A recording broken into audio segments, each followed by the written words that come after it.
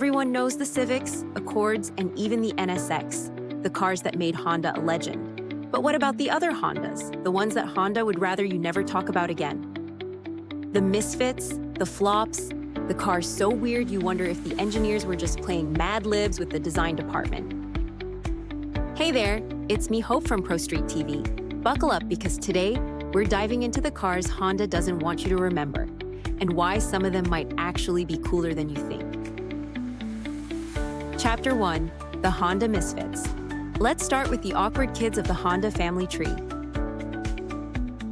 Kicking off our list is the Honda Crosstour. Just imagine if an Accord and a CR-V had a baby.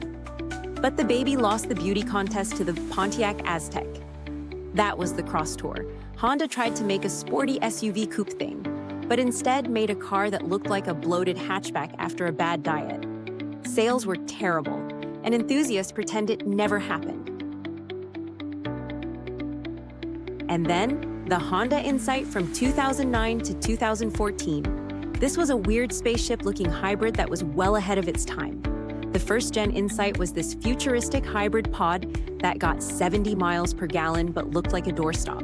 The Gen 2, though, that was just a Prius knockoff, except worse. No one wanted the Honda Prius that wasn't even a Prius.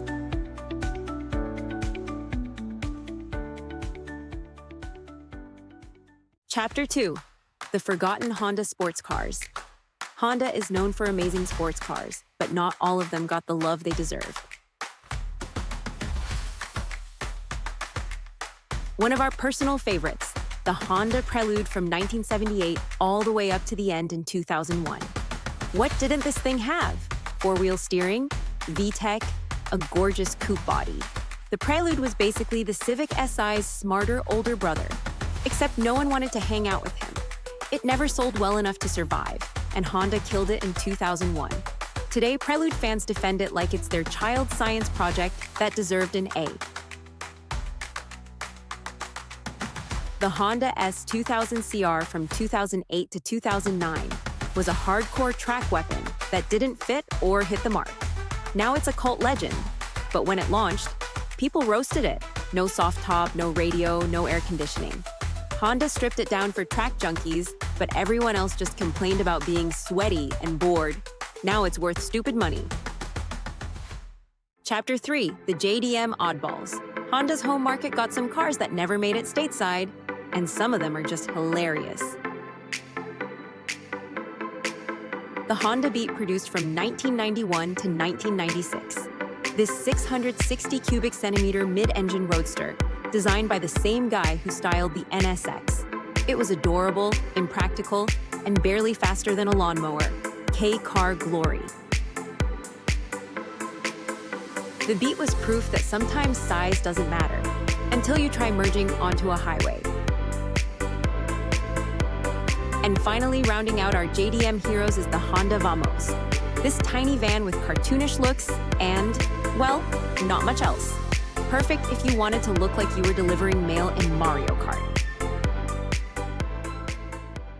Chapter 4. Great Honda ideas, but definitely at the wrong time. Sometimes Honda had the right idea, just in the wrong decade. The Honda Element starts off this round of wrong place, wrong time ideas. Built from 2003 to 2011, this boxy, quirky SUV had washable floors and suicide doors. Basically tailor-made for Gen Z van lifers and TikTok kids, except it launched in 2003 when nobody wanted to live in their car yet. Today, cult following. The Element was marketed to outdoorsy young people, but most of them ended up being bought by their parents who just needed to haul groceries.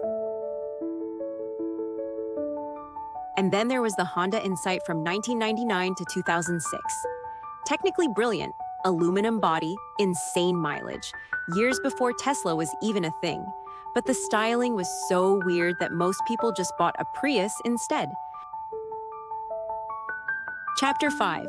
Why these Hondas matter today. So why even talk about these misfit Hondas at all? Because Honda took risks. They built cars that didn't always make sense, but they kept experimenting. And sometimes the failures of yesterday become the legends of today. The S2000 CR, the Prelude, even the Beat. All of them are climbing in value and finding cult followings even today. And maybe that's the real legacy. Honda wasn't afraid to be weird, to try, fail, and then move on. That spirit is what makes even their forgotten cars worth remembering. So here's to the Crosstour, the Beat, the Prelude, and all the other oddballs. You might not be the poster cars on Honda's Wall of Fame, but you remind us why Honda has always been more than just Civics and Accords. Hey there, guys. Thanks so much for sticking to the end. Don't forget to like, subscribe, and drop your Honda hot takes in the comments, because we know half of you are already typing paragraphs about how the Prelude was the best car ever made. We'll see you in the next one. Till then, this is Hope from Pro Street TV, signing off.